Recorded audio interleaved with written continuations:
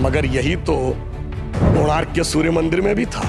अगर आप देखें तो आंध्र प्रदेश में वेद नारायण मंदिर है, उसमें ही भगवान के चरणों के ऊपर पड़ता है।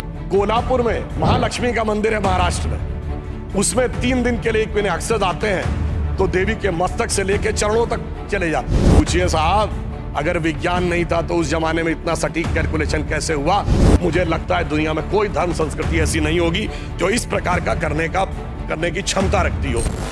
श्री राम जन्मभूमि का जो मंदिर बना है ना, उसमें एक बड़ा साइंटिफिक एंगल आया है। वो क्या है कि रामनवमी के दिन उनके मस्तक के ऊपर सूर्य तिलक होगा। अब इसके लिए सबसे पहले किस चीज की जरूरत है? जो प्लैनेटरी पोजीशन थी कि अर्थ का जो एंगल होगा सूर्य के साथ उस पर्टिकुलर दिन कैसे होगा, तो इसमें 3 इंस्टीट्यूट ने काम किया है। इंस्टीट्यूट ऑफ एस्ट्रोफिजिक्स बेंगलोर ने, जिसने उस पूरे एस्ट्रोनॉमिकल कैलकुलेशन को सटीक ढंग से किया है।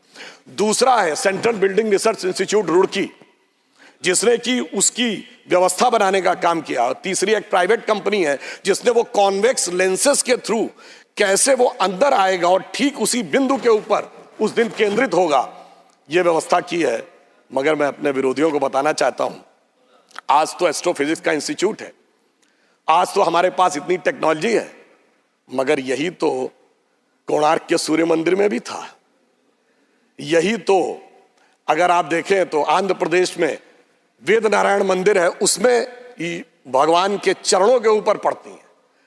कोल्हापुर में महालक्ष्मी का मंदिर है महाराष्ट्र में, उसमें 3 दिन के लिए एक महीने अक्सर आते हैं तो देवी के मस्तक से लेकर चरणों तक चले जाते हैं।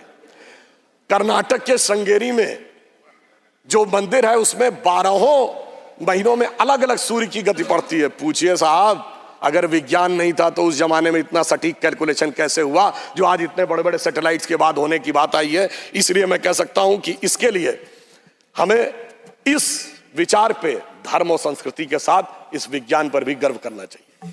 वैसे मैं एक और बात कहना चाहता हूं, इसमें विज्ञान का एक और गहरा, आप सबको ध्यान हो कि उसमें 84 सेकंड का मुहूर्त था, पर वो शुरू कहां से होता है?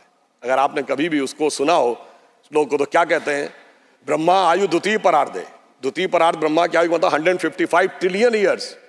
वैसे बिग बैंग थ्योरी कहती है कि 14 बिलियन ईयर पहले दुनिया बनी। तो मैं बता देना चाहता हूं कि जेम्स वेब टेलीस्कोप ने जो नई फाइंडिंग की है उसमें बहुत सी गैलेक्सीज ऐसी आई हैं जो 14 बिलियन से आगे की आ रही हैं। तो now that theory has become debatable.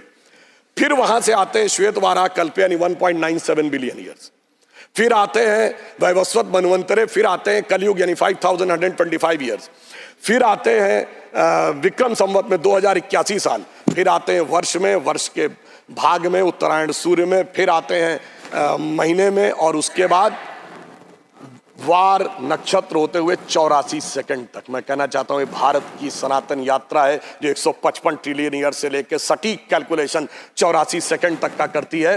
मुझे लगता है दुनिया में कोई धर्म संस्कृति ऐसी नहीं होगी जो इस प्रकार का करने की क्षमता रखती हो, वो सिर्फ हमारे यहाँ।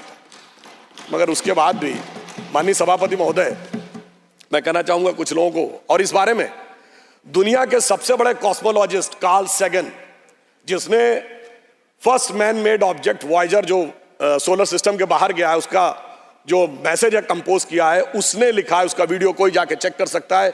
Now only the ancient calculation of Hindus matches with the modern scientific calculation, cosmological calculation.